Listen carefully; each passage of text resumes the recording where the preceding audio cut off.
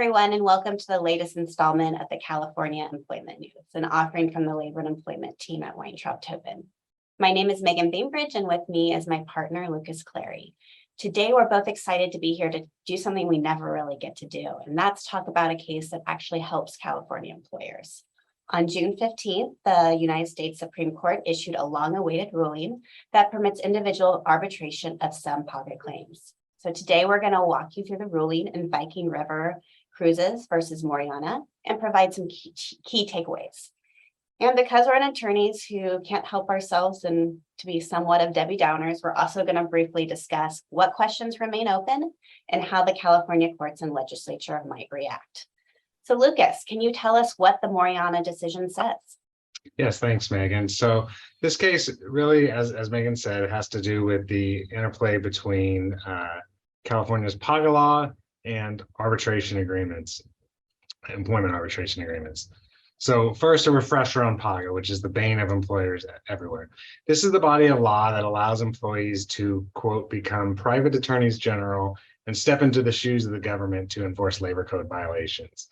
They're representative actions, which means that the employees can bring claims not only on their own behalf, but as long as the employee has suffered some labor code violation himself or herself, that person can bring claims on behalf of all other affected current or former employees.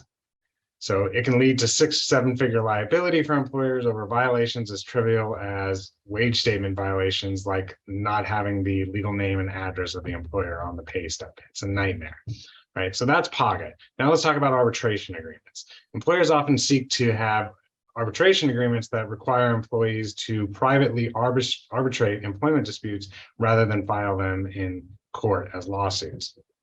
And you'll often see these arbitration agreements have what's called a ban on representative actions. It'll require the employee to only pursue an arbitration claims on his or her own behalf and not representative claims on behalf of others. It's a very effective tool to prevent class action lawsuits from being brought. Now, the problem when it comes to PAGA is that California law has traditionally held that PAGA claims cannot be forced into arbitration, that employees have a right to seek them in court, and an employment arbitration agreement that precludes that is void. That's what's at issue in this Viking River Cruises case. Here, we had an employee who left Viking River Cruises and brought a PAGA lawsuit, but had one of these arbitration agreements precluding representative actions. Viking River, the employer, sought to force the case into arbitration, and relying on the case law that I just mentioned, the California court and lower courts, as this worked its way through the legal system, said you can't do that. You can't force them into arbitration. And this appeal eventually made its way all the way to the United States Supreme Court. And that's the case we're talking about now. The Supreme Court went the way of employers. The good news that Meagan gave us in the beginning. The Supreme Court held that California's case law prohibiting arbitration agreements that prevent representative PAGA actions is inconsistent with federal law that protects parties' unfettered rights to agree to arbitrate. And based on that, the court further held that the employee could be required to arbitrate her individual PAGA claims, and that because the employee's individual PAGA claims could be severed from the representative PAGA claims, she no longer had standing to pursue the representative action on behalf of other employees, and those claims were dismissed. Now, Meagan, why don't you explain that severability issue a little bit further and then carry into some takeaways that employers can now glean from this decision? In reaching its decision, the court heavily relied on the severability provision in the Viking Agreement, which provided that the representative action waiver was found invalid in some respect.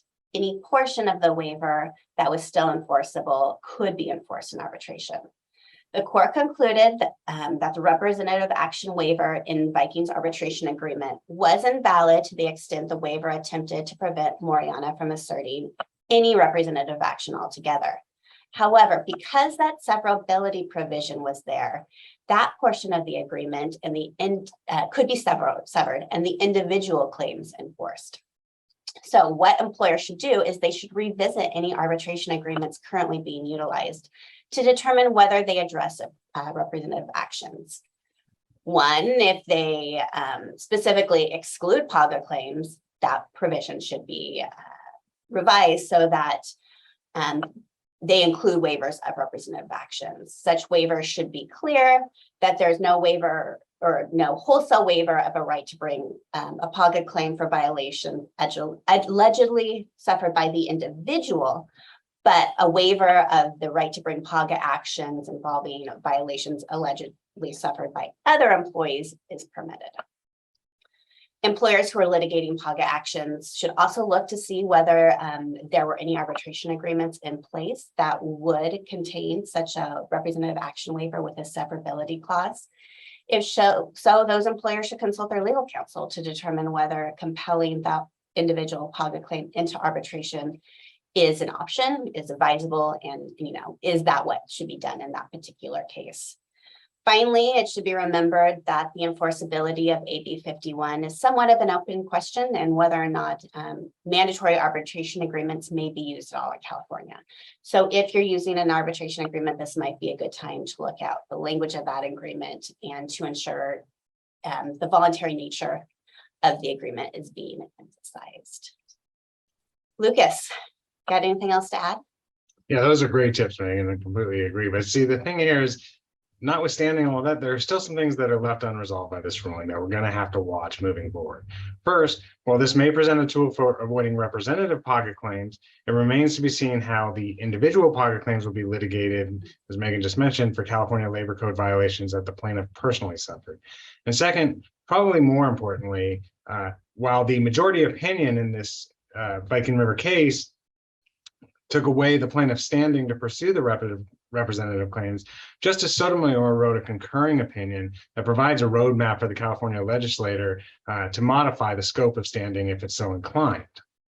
Under the current statutory scheme, the non-individual claims require dismissal because PAGA provides no mechanism for a court to adjudicate such claims once the individual PAGA claims are separated. Employers should be prepared, though, for the legislator to amend PAGA to provide that mechanism for an individual to have standing for the representative claims, even though the individual is required to arbitrate their individual claims.